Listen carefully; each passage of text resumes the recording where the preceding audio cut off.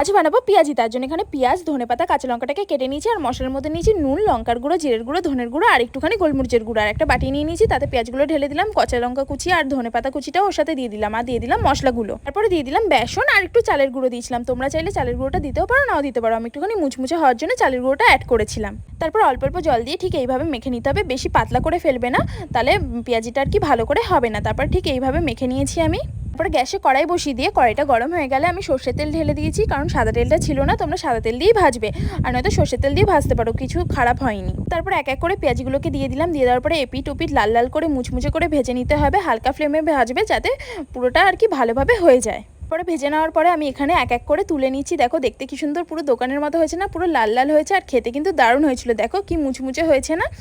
এরকম বর্ষাকালে এখন আমাদের এখানে বৃষ্টি হচ্ছে, ওই জন্য আমি ভাবলাম যে একটু পেঁয়াজিই বানাই, কারণ মুড়ি দিয়ে সন্ধ্যাবেলা পেঁয়াজি খেতে কিন্তু দারুণ লাগে। দারুণ হয়েছিল, তোমরাও ট্রাই করো, খুব ভালো লাগবে।